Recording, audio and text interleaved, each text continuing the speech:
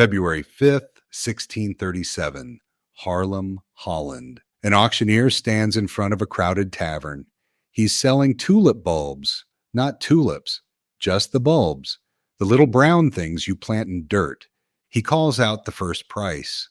Nobody raises their hand. He lowers it. Still nothing. He lowers it again. Silence.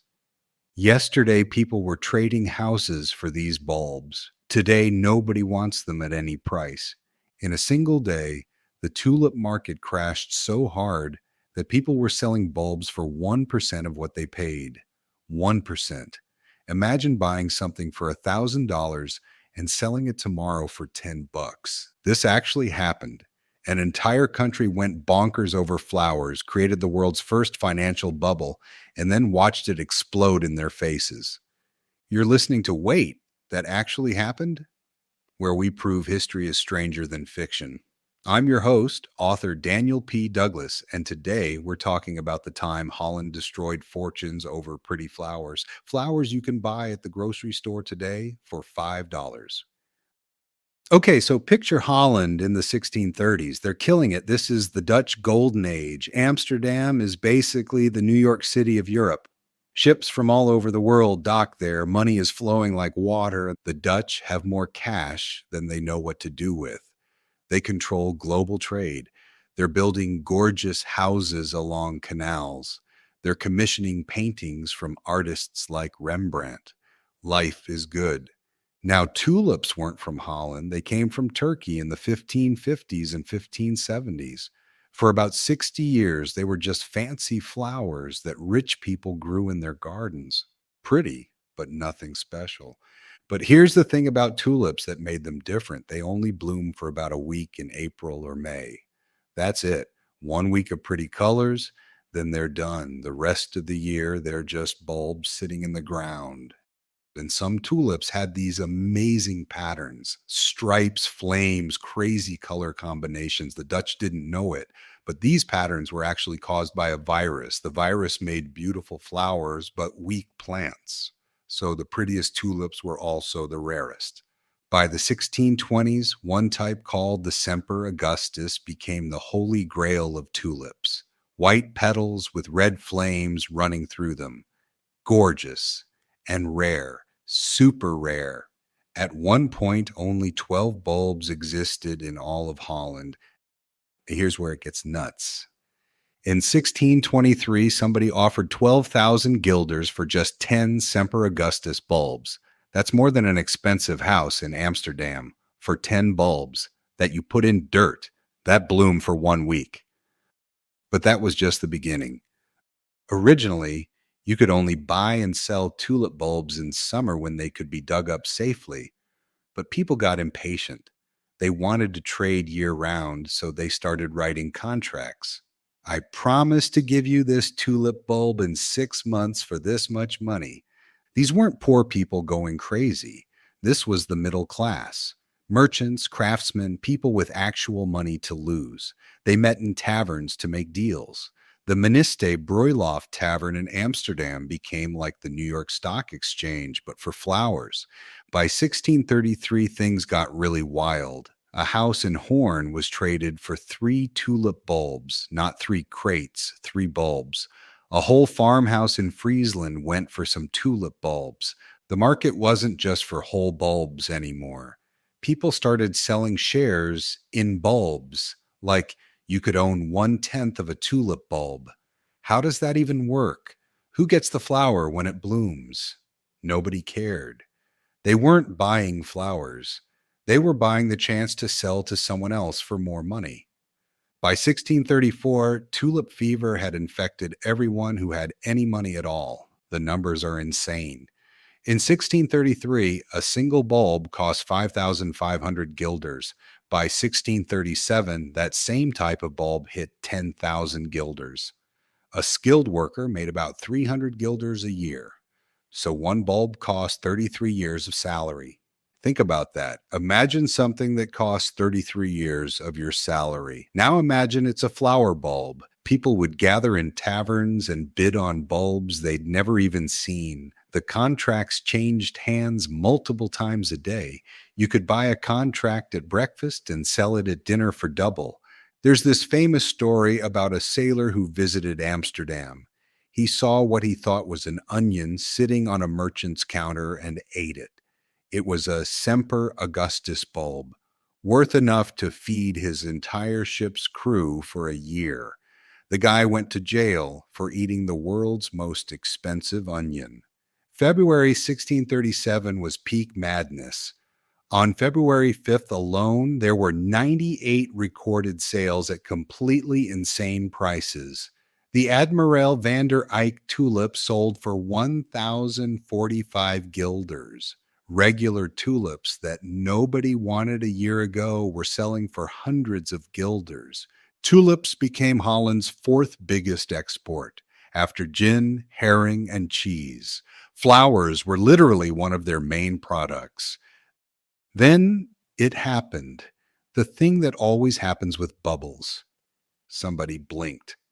At an auction in Haarlem in early February 1637, something weird occurred. The auctioneer called out prices for bulbs, and nobody bid. He lowered the price. Still nobody. Lower again. Nothing. The room was full of tulip traders, but suddenly nobody wanted to buy. Panic spread faster than the plague. And speaking of plague, there actually was one happening, which might have contributed to people suddenly realizing their own mortality and deciding maybe flowers weren't worth a fortune. Within days, the entire market collapsed. Tulips that sold for thousands of guilders were now selling for 50, then 20, then 10. Some bulbs that cost 5,000 guilders were dumped for 50. That's 1% of the peak price. People who had bought on credit were ruined. Those who had sold their houses for bulbs were homeless with worthless flowers. The taverns that had been packed with traders were now full of angry, broke people demanding their money back. The government steps in, sort of. The Dutch government had to do something. People were refusing to honor contracts. Courts were flooded with lawsuits. The economy was in chaos. Their solution? They declared that all tulip contracts could be canceled if the buyer paid a 10% penalty. This made things worse. If you bought a tulip for 1,000 guilders, you could walk away by paying 100 guilders. But the tulip was now worth 10 guilders, so sellers got screwed even harder. Financial records from Amsterdam show that bankruptcies doubled between 1635 and 1637.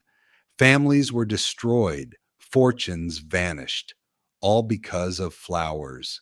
The weird part? The Dutch economy as a whole kept chugging along just fine. Turns out only a small portion of society had actually traded tulips. Most people just watched the rich and middle class destroy themselves over plants. Here's the thing about tulip mania. A lot of the stories we tell about it aren't quite true. People say regular working folks mortgaged their houses for tulips. Not really. It was mostly wealthy merchants and middle-class traders who had money to gamble. The poor couldn't afford to play this game. People say it destroyed the Dutch economy. Nope. Holland stayed the richest country in Europe. The tulip crash hurt individuals, not the nation.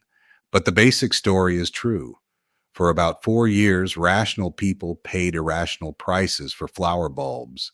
They convinced themselves that prices would rise forever. They thought they were geniuses for buying something with no real value beyond being pretty for 1 week a year. Sound familiar? It should. We've had tons of tulip manias since then. In the 1990s, people paid insane money for Beanie Babies, little stuffed animals that cost $2 to make sold for thousands because people thought they'd be worth more later. The dot-com bubble in 2000. Companies with no profits and no products had stock prices in the hundreds of dollars, then pop, worthless overnight. Cryptocurrency, NFTs, pictures of monkeys selling for more than houses. Digital coins backed by nothing but belief hitting astronomical prices, then crashing 90%. GameStop stock in 2021.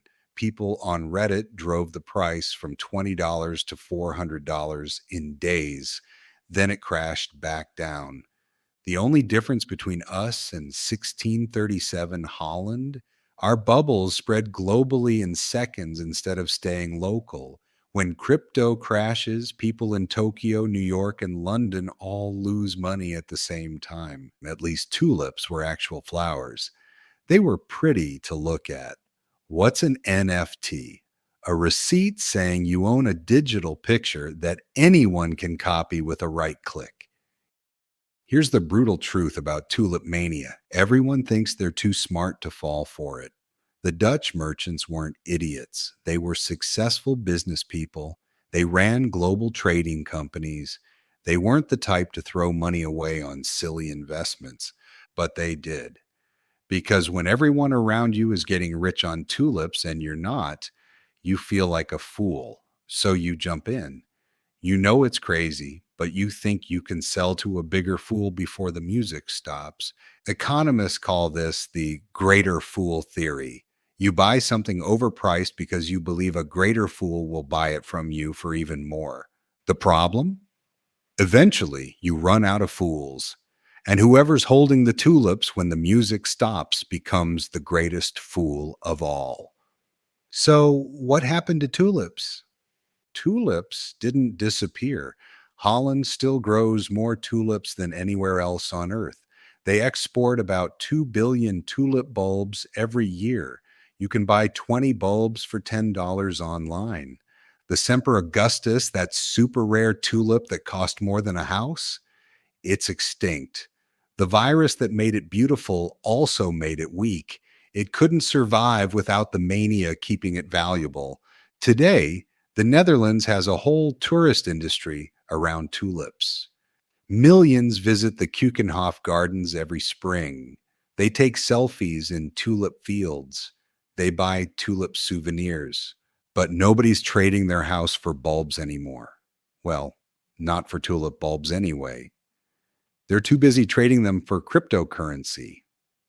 The tulip bubble popped 388 years ago, and we still haven't learned the lesson. When everybody's getting rich on something that makes no sense, it's not because they're smart and you're dumb.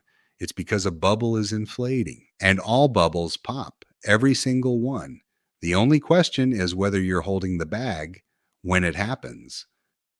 So that's tulip mania, when an entire country convinced itself that flower bulbs were worth more than houses, created the world's first recorded financial bubble, and lost their shirts when reality kicked in. Next week, we're exploring the radium girls of the 1920s, when factory workers painted their teeth with radioactive paint for fun because it glowed in the dark.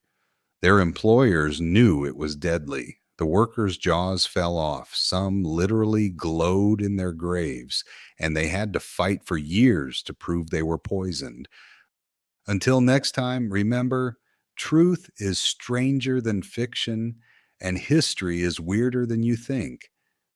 Thanks everyone for listening. Have a memorable day.